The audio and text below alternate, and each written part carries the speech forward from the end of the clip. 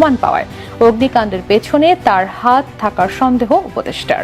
আমাদের হাতে পিলে চমকানো কিছু তথ্য এসেছে, তার মধ্যে সবচেয়ে ইন্টারেস্টিং যে তথ্য, যেটি আসলে গোয়েন্দাদের হাতে একটা ফোন আলাপ ইতিমধ্যেই এসেছে। সেই ফোন আলাপে এই উপদেষ্টা নাহিদ খুব স্পষ্টভাবে সমন্বয়ক হাসিবকে বলছে যে সচিবালয়ের 7 নম্বর ভবনে স্পেসিফিক অ্যাকশন নিতে।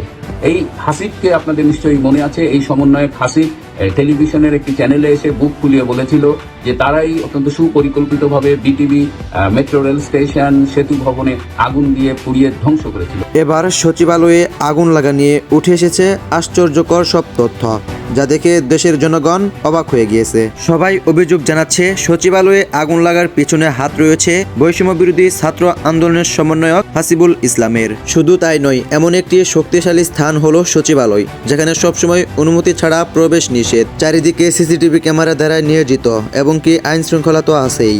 এমন সিকিউরিটি থাকা সত্ত্বেও সচিবালয়ে কিভাবে আগুন লাগে, এটা দেখে দেশের জনগণ পুরাই অবাক। অনেকেই দাবি জানাচ্ছে সচিবালয়ে আগুন এমনি এমনি লাগেনি, এই আগুন সমন্বয়করা ষড়যন্ত্র করে লাগিয়েছে। নতুন করে ষড়যন্ত্রে মেতে উঠেছে সচিবালয়ের মধ্যে, গভীর রাতে তারা আগুন লাগিয়ে দিয়ে তারা তথ্য মন্ত্রণালয়, এলজিইডি মন্ত্রণালয়, আপনার নাহিদ এবং আসিফদের যে মন্ত্রণালয়গুলো রয়েছে তাদের নিয়ন্ত্রিত এই সচিবালয়ের নথিপত্রগুলো মুছে দেওয়ার জন্য আওয়ামী লীগের দুর্নীতির টাকা পয়সা লোপাট করা এই জিনিসগুলোর তথ্যকে মুছে ফেলার জন্য এবং ঠিক বাংলাদেশের আগামী দিনের যাতে এই সরকার সুষ্ঠুভাবে চলতে না পারে সেগুলো মুছে দেওয়ার জন্য ভয়াবহভাবে আগুন। এদিকে আওয়ামী লীগ কর্মীরা বলেন সচিবালয়ে আগুন লাগার পিছনে হাত থাকতে পারে উপদেষ্টাদের, আর অন্যদিকে উপদেষ্টারা বলেন সচিবালয়ে আগুন লাগার পিছনে হাত থাকতে পারে আওয়ামী লীগ নেতা কর্মীদের। মন্ত্রণালয়ের নথি পুড়ে গেছে, মুখ্য সচিবেরও প্রাথমিক সম্পৃক্ততার প্রমাণ পাওয়া গিয়েছে।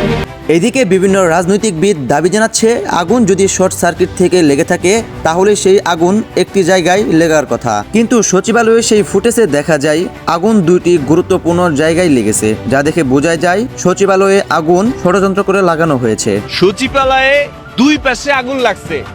এখন নিউজ পত্রে বা পোস্টে, ফেসবুক পোস্টে লেখা দেখলাম যে আসিফের রুমে, নাহিদের রুমে।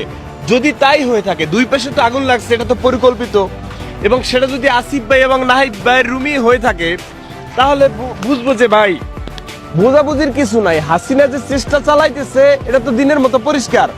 আসিফ ভাই, নাহিদ ভাইকে আমি সম্পূর্ণ দোষারোপ করব, এই দায় এবার আপনাদেরকে বলবো। ভাই, ছাত্র জনতা, আম জনতা, সাধারণ মানুষ মিলে গণ অভ্যুত্থান ঘটাইছে, আপনাদেরকে ওখানে বসানো হয়েছে, আপনাদেরকে তো ওখানে চুপ করে থাকার জন্য বসানো হয় নাই। ভাই, স্বাধীন করছি আমরা, যে যার মতো লুটতে লইতাছে, স্বাধীন করে কারা তো দিছি, উদয় তো কোনো কিছুই তো করতে না। প্রিয় দর্শক, এই বিষয়ে আপনাদের কি মতামত জানিয়ে দিন আপনার মূল্যবান মতামত আমাদের এই ভিডিওর কমেন্ট বক্সে।